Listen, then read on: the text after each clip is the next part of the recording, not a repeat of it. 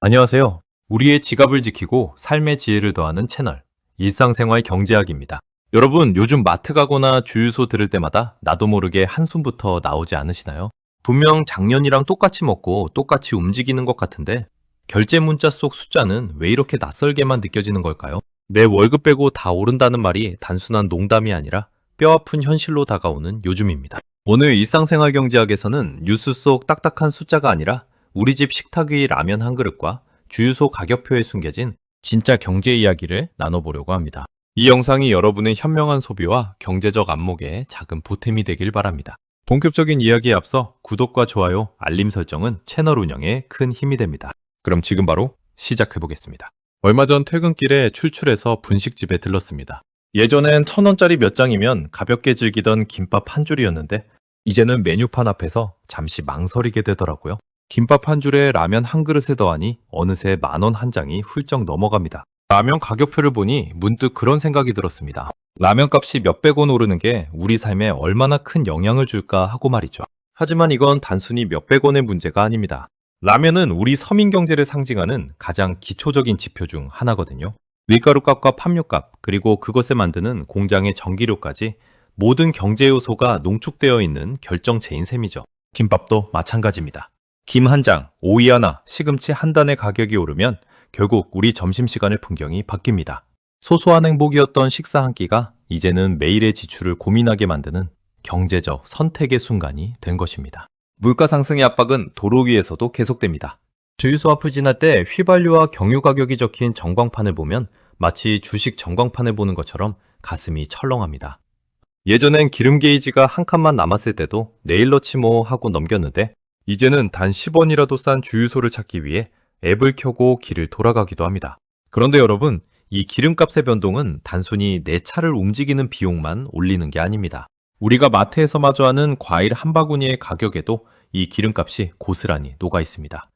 산지에서 마트까지 과일을 실어 나르는 트럭의 연료비가 오르면 결국 사과 한 알의 가격이 껑충 뛰게 되는 원리죠. 우리가 느끼는 비싼 과일값의 배후에는 보이지 않는 거대한 에너지 경제의 흐름이 숨어 있는 셈입니다. 결국 경제는 멀리 있는 것이 아니라 우리 입으로 들어가는 라면과 김밥, 그리고 우리를 이동하게 하는 기름값 그 자체입니다. 자, 그렇다면 우리는 이 오르는 물가 속에서 어떻게 돈을 써야 할까요? 사실 우리는 같은 돈을 써도 어떤 때는 아깝게 느끼고 어떤 때는 전혀 아깝지 않다고 느낍니다. 이건 단순히 금액의 크기 문제가 아닙니다. 바로 만족도와 가치의 차이에서 비롯되는 것이죠. 경제학적으로 볼 때 가장 슬픈 소비는 지불한 비용 대비 얻은 효용이 낮은 경우입니다. 예를 들어 볼까요? 큰맘 먹고 비싼 식당에 갔는데 맛이 형편없거나 남들이 좋다고 해서 충동적으로 산 물건을 집안 구석에 방치할 때 우리는 깊은 후회를 느낍니다. 반대로 돈이 전혀 아깝지 않은 순간도 있습니다. 오랫동안 나에게 정말 필요했던 물건을 손에 넣었을 때나 사랑하는 가족과 함께 떠난 여행에서 얻은 소중한 경험은 비용보다 훨씬 큰 가치를 선물합니다. 결국 중요한 것은 얼마를 썼느냐가 아니라 그 돈으로 얼마나 만족했느냐입니다. 저는 이 가치를 실현하기 위해 평소에는 철저히 저축하는 편입니다. 어릴 적부터 용돈을 받으면 바로 쓰기보다 저금통에 모으는 습관이 있었는데요. 이런 습관은 성인이 된 지금도 마트에서 1+1 상품이나 할인 스티커를 발견했을 때 느끼는 소소한 기쁨으로 이어지고 있습니다. 불필요한 지출은 줄이고 내가 정말 가치를 두는 곳에 돈을 쓰기 위한 에너지를 모으는 과정인 셈이죠. 이렇게 모인 소중한 자산은 단순히 통장에 잠자고 있지 않습니다. 저에게 있어 가장 큰 즐거움이자 소확행은 바로 주식 투자입니다. 많은 분이 주식 투자를 어렵게 생각하시지만 사실 주식은 내가 믿는 기업의 가치에 내 소중한 자산을 태우는 아주 능동적인 경제활동입니다. 누군가는 커피 한 잔, 옷 한 벌에 돈을 쓰며 행복을 느끼겠지만 저는 내가 고른 기업의 그래프가 움직이고 그 기업과 함께 성장하는 과정에서 더 큰 만족을 느낍니다. 저에게 주식 투자는 단순한 재테크를 넘어 세상을 읽는 눈을 길러주는 공부이자 미래를 설계하는 가장 확실한 수단입니다. 최근 큰 결심을 하고 자동차를 구매했을 때도 마찬가지였습니다. 단순히 이동 수단을 사는 것이 아니라 그 차가 나에게 가져다줄 시간의 효율성과 삶의 질을 계산해 본 것이죠. 여러분도 한번 고민해 보세요. 지금 내 지갑에서 나가는 이 돈이 단순한 소비인지 아니면 더 큰 가치를 위한 투자인지 말입니다. 이 차이를 이해하는 순간 여러분의 소비 생활은 이전과는 완전히 달라질 것입니다. 마지막으로 우리가 놓치기 쉬운 일상 속 경제 이야기를 하나 더 해보려 합니다.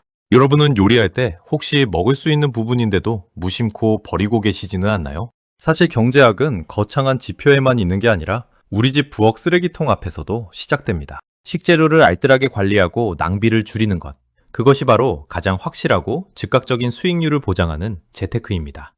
정성껏 고른 과일과 채소가 냉장고 구석에서 시들어 버려질 때 우리는 단순히 음식을 버리는 게 아니라 그 식재료를 사기 위해 들어간 우리의 소중한 시간과 노동력을 버리는 셈입니다. 작은 실천이지만 이런 생활 습관 하나하나가 모여 우리 자산의 기초 체력을 만들어줍니다.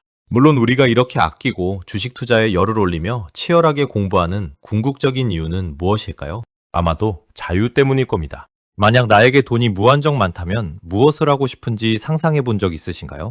저는 주저없이 해외에서 보트를 타며 즐기는 상상을 하곤 합니다.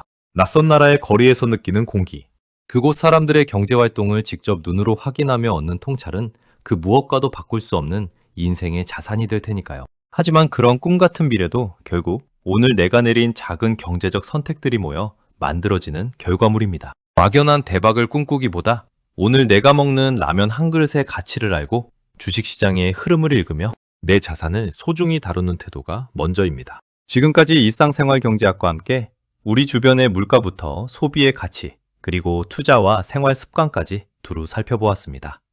경제는 결코 어렵거나 멀리 있지 않습니다. 오늘 내가 넣은 기름값에 한숨 짓기보다 그 변화의 흐름을 읽고 어떻게 대응할지 고민하는 여러분이 이미 경제 전문가입니다. 여러분의 소중한 자산이 눈덩이처럼 불어나 언젠가 꿈꾸던 그 멋진 해외여행지에서 여유롭게 이 영상을 다시 떠올리실 날이 오기를 진심으로 응원합니다. 오늘 준비한 내용은 여기까지입니다. 영상이 도움되셨다면 구독과 알림 설정으로 매주 유익한 경제 지혜를 챙겨가시길 바랍니다. 끝까지 시청해주셔서 감사합니다. 지금까지 일상생활경제학이었습니다. 다음 영상에서 더 알찬 이야기로 찾아뵙겠습니다.